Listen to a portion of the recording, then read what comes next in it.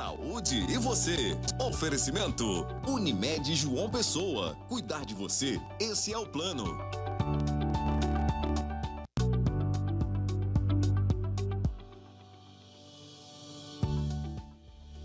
Estamos de volta com o programa Saúde e Você nessa manhã gostosa desse final de semana maravilhoso. Seja bem-vindo. Se você está chegando agora ao nosso programa, fica com a gente para aprender um pouquinho mais sobre a nossa saúde, sobre o autocuidado. Olha só, eu vou falar também agora de um problema que atinge muitas pessoas: dor de cabeça. Não há nada mais incômodo do que uma dor de cabeça, uma enxaqueca, não é mesmo?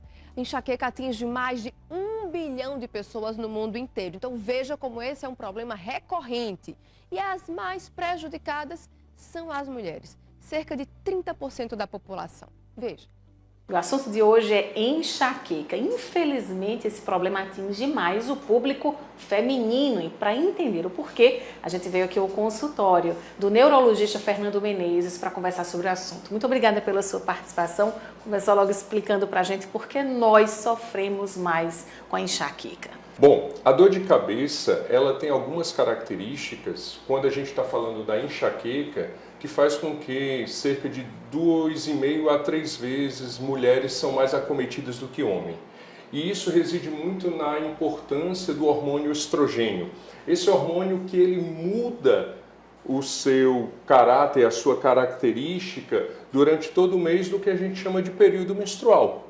Então essa subida e descida faz com que as mulheres entrem em crise. Obviamente essa mudança fisiológica ela não faz parte dos homens. Então boa parte disso faz com que as mulheres tenham essa predominância maior do que os homens na questão da enxaqueca.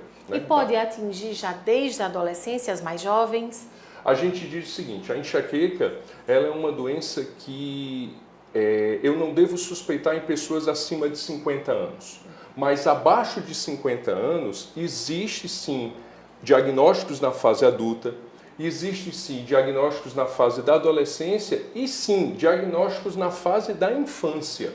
E essas são dores de cabeça que podem pegar ali o paciente, a criança, né, o escolar que a gente chama, com 5, 6 anos, 7 anos, e levar muita preocupação para os pais. Porque não pensar, meu filho é tão novinho para ter enxaqueca, mas pode sim, a enxaqueca pode pegar crianças, né? Pode acometer crianças. E aí o caminho é procurar um especialista, que no caso é um neurologista. Isso. Eu digo o seguinte, assim, toda dor de cabeça, por mais que você já tenha lido sobre, preocupar-se ou não com essa dor de cabeça, ela merece ser avaliada por um profissional lá pelo menos uma vez, ir ao pronto-socorro para ele dizer para você que é uma dor de cabeça que você não tem que se preocupar, não você inferir isso, entender que é e ficar em casa e se medicar. A gente tem aquela máxima, Thaisa, que a Sociedade Brasileira de Dor de Cabeça diz: 3 é demais. Então, se você está tendo crise de dor de cabeça 3 vezes no mês, durante os 3 meses, isso não é normal. Não quer dizer que seja grave, mas que se precisa investigar e se precisa tratar. E qual a diferença da dor de cabeça para a enxaqueca? Bom, popularmente falando, quando a gente fala de dor de cabeça, a gente está falando de uma grande entidade na medicina que tem várias causas. A dor de cabeça, popularmente conhecida, é aquela dor de cabeça que não é enxaqueca. É a dor de cabeça leve, que aperta. Se a gente puder vir aqui no modelo, eu tenho aqui um modelozinho craniano, então a dor de cabeça da enxaqueca é aquela dor de cabeça que pega mais essa região em cima do olho, aqui na lateral da cabeça, né? É pulsátil, tem enjoo, incômodo com luz, incômodo com cheiro, piora no período menstrual e tem uma característica que é só dela. Quando ela bate, ela lhe bota para cama para você ir deitar e ficar incapacitado. A dor de cabeça, que a gente chama na neurologia de cefaleia tensional, é aquela dor de cabeça que ela diz: eu estou aqui, mas ela não te impede de fazer as suas atividades no dia a dia. Você poderia estar muito bem conduzindo a entrevista aqui com a dor de cabeça tensional, mas não a enxaqueca, né? É uma dor de cabeça que é mais nessa região posterior, em aperto, peso, sensação de capacete, né? Que as pessoas reclamam muito, inclusive até motoboys. O tempo que o capacete fica apertando aqui a cabeça, e esse é, no caso, uma ferramenta, um instrumento de trabalho, leva essa classe, né, de trabalhadores ter mais dor de cabeça, o que a gente chama de cefaleia tensional, e não a enxaqueca. Então, mas independente dessa dor de cabeça ou da enxaqueca, a gente tem que avaliar a frequência para ser um alerta. Exatamente. Entrando sempre naquela premissa do 3 é demais, né? Do 3 é demais. É claro, se eu tenho esse 3 é demais na minha vida, mas eu já sou acompanhado por um médico, por um neurologista, eu vou apenas relatar que ainda há um descontrole, mas que o meu médico ele já está ciente disso e deve mudar a medicação, deve mudar as orientações, mas já não guarda tanta preocupação porque eu já fiz a primeira consulta, já fiz a primeira abordagem. Gente, sobre a dor de cabeça, sobre quadros de enxaqueca, é importante lembrar uma coisa. Existe tratamento, então não dá para encarar como isso é algo normal, que você vai colocando no seu dia a dia, vai deixando. Vai ficando, porque diminui bastante a sua qualidade de vida. Então, se você enfrenta realmente enxaqueca, enfrenta dores com frequência, procura um médico, nem que seja do posto de saúde mais perto da sua casa, que eles vão poder te ajudar a controlar melhor essa condição, a tratar, a evitar que os quadros apareçam, tá bom? E quando a gente já sabe quais são os gatilhos que vão desencadeando as nossas crises, a gente também vai aprendendo a controlar melhor. Mas olha, busca ajuda, não acha que isso é uma situação sustentável, normal, que vai deixando, não, impacta na sua qualidade de vida. Não aceita isso, tá certo? Tenta tratar. E olha, enxaqueca, quais são os alimentos que podem acentuar o problema? Pois é, as dicas agora no quadro Saúde em Dia.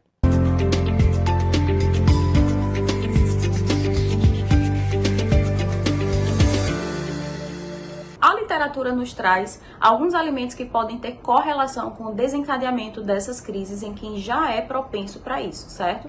Então, o álcool é um dessas bebidas, desses alimentos que estão correlacionados a isso, tanto a bebida alcoólica como algumas bebidas que possam conter álcool. A própria cafeína, né, que não está presente apenas no café preto, mas em chá preto, em refrigerante, no próprio chocolate, em alguns outros alimentos. O aspartame, que é um edulcorante artificial, é um adoçante que a gente consegue ver, encontrá-lo ali no rótulo de alguns alimentos industrializados, né, como biscoitos recheados, como algumas bolachas, alguns salgadinhos, entre outros. E a gente tem também o glutamato monossódico, que é um realçador de sabor que a indústria usa em alguns alimentos, como salgadinhos de pacote, aqueles que a gente compra, como o próprio biscoito recheado e alguns outros alimentos que são ultraprocessados.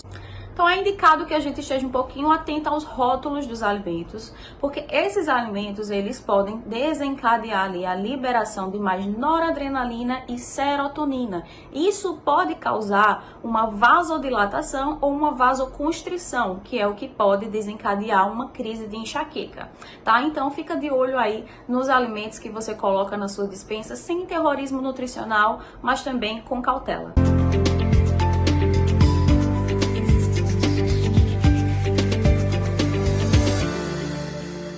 Pois é, gente, olha só, a Unimed João Pessoa tem novidades. Os clientes da Unimed podem contar com o sistema Interna Fácil, que é um sistema online que busca agilizar a internação. Confira aí. Cuidado Unimed João Pessoa é para todas as horas, até para aquelas em que você e o seu médico podem programar sua cirurgia.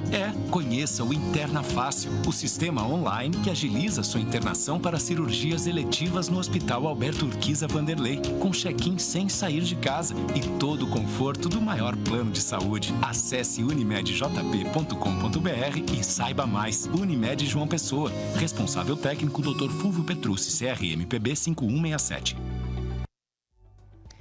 Preparar a lancheira para a criançada é um desafio para muitas mamães e papais. O que levar na hora de ir para a escola? Quais alimentos escolher? Como variar aí no dia a dia?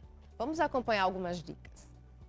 Uma boa alimentação tem que começar desde cedo. Nada de esperar chegar à fase adulta para fazer uma dieta balanceada. As crianças também devem comer bem e de forma saudável, alimentos nutritivos, frutas, verduras, enfim, tudo mais natural possível. Por isso a gente veio hoje a um supermercado para conversar com o nutricionista Vitor Carneiro sobre uma lancheirinha saudável para as crianças. Vitor, aqui a gente tem um carrinho muito bonito, muito nutritivo, né? Então esse cuidado tem que começar o quanto antes. Isso. O cuidado com a alimentação ele é importante começar cedo porque a criança ela não tem percepção de sabor, né? E a gente vê aí o costume que é o quê? A criança aprender apenas o que é doce ou salgado. A gente não tem o hábito de ensinar a criança a ter um paladar ali azedo, amargo. E quando a gente consegue inserir isso por essa não percepção dela, a gente começa a desenvolver aí uma prática de alimentação mais saudável naturalmente, sem esforço, né, sem você impor ou obrigar a criança, né, porque hoje existem muitas propostas, infelizmente, no mercado, fast food, né, coisas práticas ricas em açúcares e gorduras saturadas que viciam, né, o paladar, alteram, mexem com essa questão de insulina, glicose, e aí a criança fica seletiva, né, começa a selecionar. Então, a importância da gente trabalhar de uma forma mais natural, logo cedo, é muito interessante.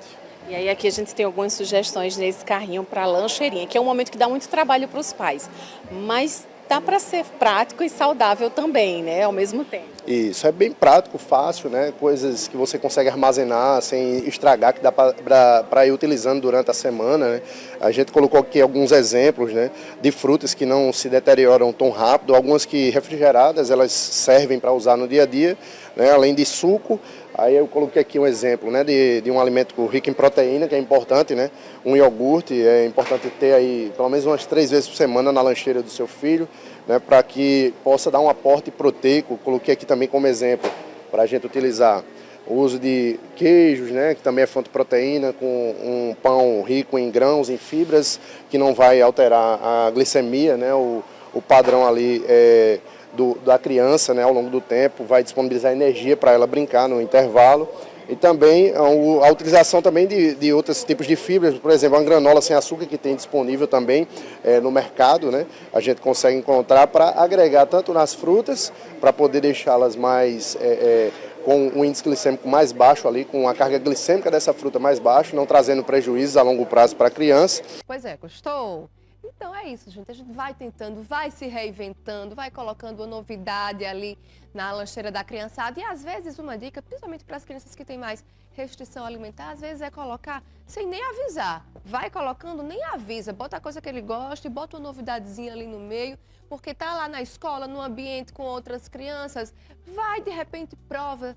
Vai ali, já está no meio da criançada e vai sim, estimulado pelo ambiente, estimulado pelas outras pessoas que também, as outras crianças que também estão comendo, a criança vai e prova também outros alimentos. Então, pode dar uma inovadinha também, sem contar tudo para a criança. O programa Saúde e Você de hoje vai ficando por aqui, mas não esqueça que a gente se encontra semana que vem. Eu já estou ansiosa por esse encontro. Uma excelente semana para você, um beijo carinhoso. E até sábado.